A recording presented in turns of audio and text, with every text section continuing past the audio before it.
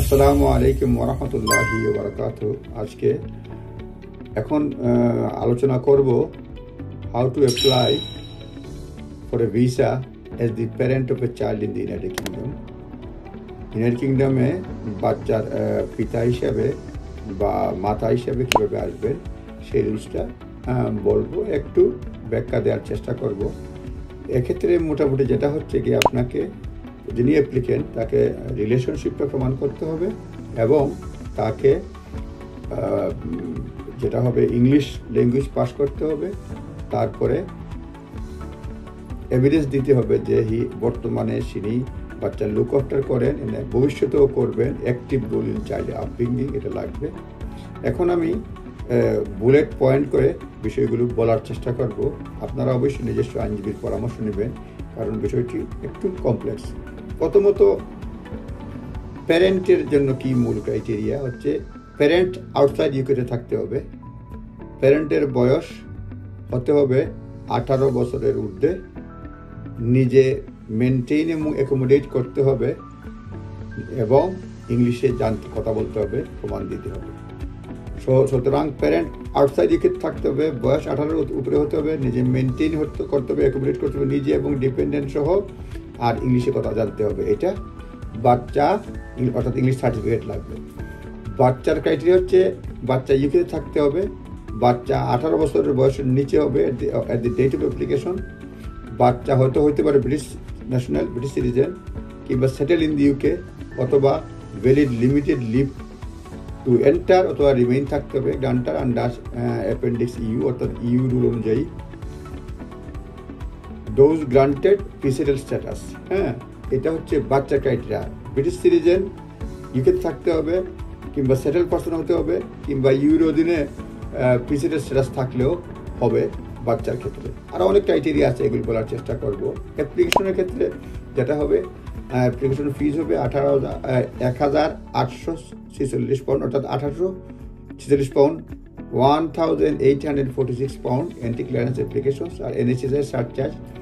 এটা হবে 2 বছর 9 মাসের ভিসা দেবে, কিন্তু এটা হবে 3 বছরের NHS সারচার্জ, যেটা বছরে 1035 পাউন্ড করে হলে 3,105 পাউন্ড। এই হলো গিয়া কস্টের ব্যাপার। লয়ার ফিজ অলওয়েজ আলাদা, অলওয়েজ সেপারেটলি পে করতে হবে, আমি বলবো না এখানে। এখন হচ্ছে যিনি অ্যাপ্লাই করবেন, লিগেল ইমিগ্রেশন রুলস অনুযায়ী কী হবে, তাকে সোল প্যারেন্টাল রেসপন্সিবিলিটি যদি প্রমাণ করেন, তাহলে উনি, এবং যদি not the partner of the, এবং যিনি ইউকেতে থাকে তার পার্টনার না, এবং not eligible to apply partner, এটা মানে জানতে হবে, এটা থাকতে হবে। Applicant must have sole parental responsibility. আমি দেখে বলছি যাতে আপনাদের জন্য সুবিধা হয়। Parent or carer whom the child normally lives must be a British citizen in the UK, অথবা settle in the UK, or UK with limited leave under appendix U. এবং যিনি অ্যাপ্লাই করবেন, not the partner of the applicant, অ্যাপ্লিকেন্টের partner হতে হবে না, যিনি এখানে লুকার বাচ্চার এখন দেখেন।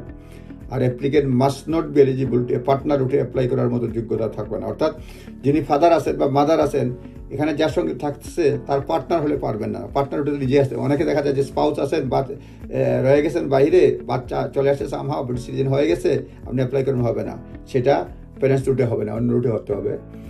তারপরে বলছে যে অ্যাপ্লিকেন্ট মাস্ট প্রুভ দ্যাট তারা সোল প্যারেন্টাল রেসপন্সিবিলিটি থাকে, তাহলে ডাইরেক্ট অ্যাক্সেস তো লাগবে না, এমনিতেই থাকে, অথবা ডাইরেক্ট অ্যাক্সেস থাকতে হবে, আর এভিডেন্স দিতে হবে যে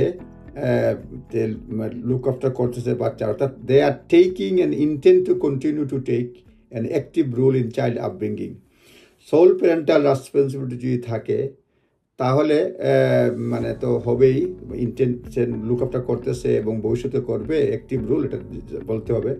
সোল প্যারেন্টাল রেসপন্সিবিলিটি যদি না থাকে তাহলে ডাইরেক্ট অ্যাক্সেস ইন পার্সন তাকে দেখাতে হবে, মানে থাকতে হবে আর কি। প্যারেন্ট হিসেবে কারা থাকবে, এটা এখন ব্যাখ্যা আছে। কে প্যারেন্ট যা আমি বলার চেষ্টা করব, আপনারা অবশ্যই লয়ারের পরামর্শ নেবেন।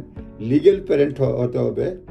তারপরে বলছে যে আইন অনুযায়ী যে এমব্রিওলজি অ্যাক্ট অনুযায়ী 2008 অনুযায়ী সে যদি লিগেল প্যারেন্ট হয়, বা প্যারেন্টাল অর্ডার থাকে তাহলেও হবে, সেই লোকও অ্যাপ্লাই করতে পারবে। Legal parent including birth mother where child is not genetically related spouse or civil partner of the birth mother at the time of child birth. Adoptive মানে অ্যাডপশনের বাচ্চা হলে হবে, কিন্তু এটা এই অ্যাডপশনটা যে দেশে অ্যাডপশন করছে সে ইউকেতে এটা রিকগনাইজ হতে হবে। বাংলাদেশের অ্যাডপশনটা ইউকেতে রিকগনাইজ না, সুতরাং কেউ যদি ব্রিটেন থেকে বাংলাদেশে গিয়ে অ্যাডপ্ট করে আর ওই বাচ্চার মা বাচ্চা যদি ব্রিটিশ হয়ে যায়, অ্যাডপটিভ চাইল্ড কোনো কারণে যদি হয়ে যায়, যেভাবেই হোক অ্যাডপটিভ মাদার হলে এটা করতে পারবে, কিন্তু বাংলাদেশের অ্যাডপশনটা ইউকেতে এটা রিকগনাইজ করে না, এজন্য একটা প্রবলেম হতে পারে। সুতরাং বাংলাদেশে কেউ অ্যাডপটিভ মাদার থাকলে এই ক্রাইটেরিয়ায় অ্যাপ্লাই করতে পারবেন না। What does sole parental responsibility? Sole parental responsibility মানে ডে টু রেসপন্সিবিলিটি না, মেজর ডিসিশন, বাচ্চার আপব্রিঙ্গিংয়ের জন্য বাচ্চার জীবনের মেজর ডিসিশনগুলো মেনটেন করান কিনা, সেইগুলি হচ্ছে সোল প্যারেন্টাল রেসপন্সিবিলিটি কোর্ট মানে হোম অফিস এগুলি দেখবে আর কি। It is concept of authority or control over the child upbringing which is important, where others may look after child, other relatives may look after child. It may be that they are doing only on behalf of the child parents. অর্থাৎ বাচ্চার major decision, day to day activities, majority of the decision, major ডিসিশনগুলো নেন, তাহলে এটা ধরে নেওয়া হয়, এটা প্রমাণ করতে পারবেন যে সোল প্যারেন্টাল রেসপন্সিবিলিটি। এবং সোল রেসপন্সিবিলিটির ক্ষেত্রে এভিডেন্স দিতে হবে আপনাকে, যে evidence of contact between applicant and parent and the carer on the important decision, মানে কে কি ডিসিশন নিচ্ছে সেই সোল রেসপন্সিবিলিটি আপনাকে প্রমাণ করতে হবে। বিভিন্নভাবে হয় বলা যাবে সোল রেসপন্সিবিলিটি এটা কেসের ক্ষেত্রে। তারপরে হচ্ছে ডাইরেক্ট অ্যাক্সেসটা কি, বাচ্চার সঙ্গে ডাইরেক্ট অ্যাক্সেস থাকতে হবে, এটা ইনডাইরেক্ট টেলিফোন কল হলে হবে না। ডাইরেক্ট অ্যাক্সেস মিনিং মানে সোল প্যারেন্টাল রেসপন্সিবিলিটি না থাকলে ডাইরেক্ট অ্যাক্সেস যদি প্রমাণ করা যায় ইন পার্সন, তাহলেও অ্যাপ্লিকেশন করতে পারবেন, অনেকগুলো ক্রাইটেরিয়ার একটি। সুতরাং এটা একটা কেস ল আছে যে এটাতে কি meaning of access right was explored এটা বলছে, সেইখানেও রোলস চেঞ্জ ল্যাঙ্গুয়েজ ফ্রম, এখন ওইটাতে অ্যাক্সেস রাইট বলছিল আগে একটা কেসে, এখন যেটা ওই কেসে যে কেসটা এখন যেটা বলছে ডাইরেক্ট অ্যাক্সেস ইন পার্সন থাকতে হবে। সুতরাং আপনি হয়তো দেখা গেছে যে আপনি ভিজিট করছেন, কোথাও হলিডেতে গেছেন, একসঙ্গে ছিল, ডাইরেক্ট অ্যাক্সেস থাকতে হবে বাচ্চার। সুতরাং এগুলি লিগেল এক্সপ্লেনেশন এত লম্বা যাব না, ডাইরেক্ট অ্যাক্সেসের এভিডেন্স দিতে হবে, কি কি আছে এটা দিতে হবে। তারপরে রিলেশনশিপের ক্ষেত্রেও আপনাকে প্রমাণ করতে হবে যে কী ধরনের রিলেশনশিপ আছে। সুতরাং এই বিষয়গুলো দেখবেন যে taking an will take an active role in child upbringing, বাচ্চার আপব্রিঙ্গিংয়ের জন্য মানে অ্যাক্টিভ রোল নিচ্ছেন এবং ভবিষ্যতে নেবেন ইন্টেনশন আছে, এটা আপনারা মানে দেখবেন।